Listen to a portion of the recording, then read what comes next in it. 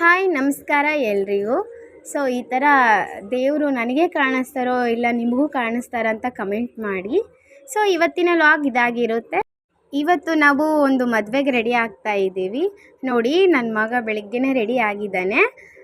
Mummy perfume ನನ್ನ shirt ಕಲರೇ ಇದೆ ನೋಡು ಮಮ್ಮಿ ಅಂತ ನಂಗೆ ತೋರಿಸ್ತಾ ಇದ್ದಾನೆ. ನೋಡಿ ಈಗ ನನ್ನ ಮಗಳ ರಿಯಾಕ್ಷನ್ನ ನಂಗೆ ಕೊಡ್ತಾ ಇಲ್ಲ ಅಣ್ಣ ಅಂಥೇಳಿ ಕಂಡುಬಿಡ್ತಾ ಇದ್ದಾಳೆ. ಸೊ ಅವಳ ಕೈಗೂ ಸೇಮ್ ಅವಳ ಡ್ರೆಸ್ ಕಲರೇ ಸಿಕ್ಕಿದೆ. ಸೊ ಅವಳು ಹಾಕ್ಕೊಳ್ತೀನಿ ಪರ್ಫ್ಯೂಮ್ ಅಂತೇಳಿ ಅವಳು ಟ್ರೈ ಮಾಡ್ತಾನೇ ಇದ್ದಾಳೆ. ನೋಡ್ರಿ ರಿಯಾಕ್ಷನ್ ಯಾವ ಥರ ಕೊಡ್ತಾ ಇದ್ದಾಳೆ ಅಂತ. ಯಾಕಂದರೆ ಅವರಣ್ಣ ಏನು ಮಾಡಿದರೆ ಸೇಮ್ ಅದೇ ಥರನೂ ಇವಳು ಮಾಡಬೇಕು. ಅದಾದಮೇಲೆ ನಾವೆಲ್ಲ ರೆಡಿ ಆಗಿಬಿಟ್ಟು ಮದುವೆಗಂತ ಹೋಗ್ತಾ ಇದ್ವಿ. ನೋಡಿ ಇದೇ ಸಂಡೂರು ಹೊಸ ಬಸ್ ಸ್ಟ್ಯಾಂಡ್. ಅದಾದಮೇಲೆ ಮದುವೆ ಚೌಟ್ರಿ ಹತ್ರ ಹೋಗ್ತಾ ಇದ್ದೀವಿ. ಸೊ ನೋಡ್ರಿ ನಮ್ಮ ಪತಿರಾಯರ ಫ್ರೆಂಡ್ಸ್ ಸಿಕ್ಬಿಟ್ರು ಮದುವೆ ಮಂಟಪದ ಹತ್ರ.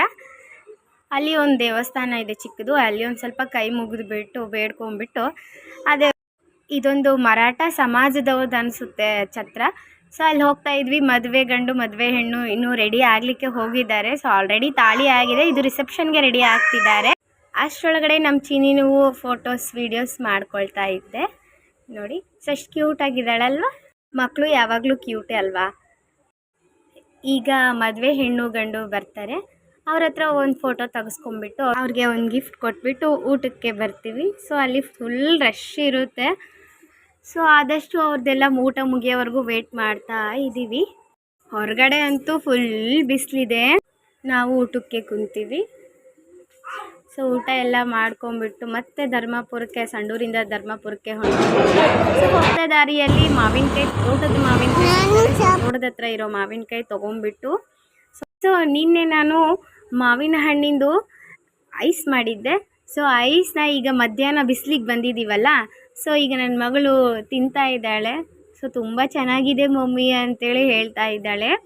ಸೊ ಕ್ಯೂಟ್ ಅಲ್ವಾ ನನ್ನ ಚಿನ್ನಿ.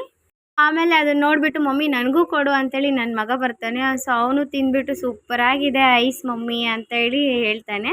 ಸೊ ಅದಾದಮೇಲೆ ಸ್ವಲ್ಪ ಹೊತ್ತು ಟಿ ವಿ ಎಲ್ಲ ನೋಡ್ತಾ ಕುಂತಿದ್ದಾರೆ ರೆಸ್ಟ್ ಮಾಡಿ. ಆಮೇಲೆ ನಂಗೆ ಮತ್ತೆ ಹಣ್ಣು ಬೇಕು ನಮಗೆ ಅಂತೇಳಿದ್ದಕ್ಕೆ ಮತ್ತೆ ಬಿಸಿಲೊಂದು ಭಾಳ ಅಲ್ವಾ. ಸೊ ಮತ್ತೆ ಒಂದು ಸ್ವಲ್ಪ ಟೈಮ್ ತೊಗೊಂಬಿಟ್ಟು ಅವ್ರಿಗೆ ಕಲ್ಲಂಗಡಿ ಹಣ್ಣಿತ್ತು ಮನೆಯಲ್ಲಿ. ಸೊ ಅದನ್ನು ಕಟ್ ಮಾಡಿ ಕೊಟ್ಟಿದ್ದೀನಿ. ಆ ಪೂರ್ತಿ ಹಣ್ಣನ್ನು ಅವರಿಬ್ಬರೇ ತಿಂದಿದ್ದಾರೆ ನೋಡಿ. ಅದಾದಮೇಲೆ ನಾನು ಇನ್ಸ್ಟಾ ಸ್ಕ್ರೋಲ್ ಮಾಡ್ತಾಯಿದ್ದೆ. ಆಗ ಒಂದು ದಿಲೀಪ್ ಸರ್ ಫೋಟೋ ಬಂತು. ಅವ್ರದ್ದು ಶ್ರದ್ಧಾಂಜಲಿ ಹಾಕಿಬಿಟ್ಟಿದ್ದಾರೆ. ಏನಾಯ್ತಪ್ಪ ಅಂತ ಸ್ವಲ್ಪ ಚೆಕ್ ಮಾಡಿದೆ. ಸರ್ ಹೃದಯಘಾತ ಆಗಿದೆ ಅಂತ ಬರೆದಿತ್ತು. ಸೊ ಆಗನ್ನಿಸ್ತು ಇವ್ರು ಒಳ್ಳೆ ಆ್ಯಕ್ಟರ್ ಇದ್ದಾರೆ. ಅವ್ರದ್ದೊಂದು ಹಿಟ್ಲರ್ ಕಲ್ಯಾಣ ಹಿಟ್ ಸೀರಿಯಲ್ ಆಗಿ ಬಂತು. ಸೊ ಅದಾದಮೇಲೆ ಅನ್ನಿಸ್ತು ಅಯ್ಯೋ ಎಷ್ಟು ಮಿಸ್ ಮಾಡ್ಕೊಳ್ತಾ ಇದ್ದೀವಿ ಸರ್ಗೆ ಅಂತ. ಸೊ ನಿಮ್ಮ ಆತ್ಮಕ್ಕೆ ಶಾಂತಿ ಸಿಗಲಿ ಸರ್.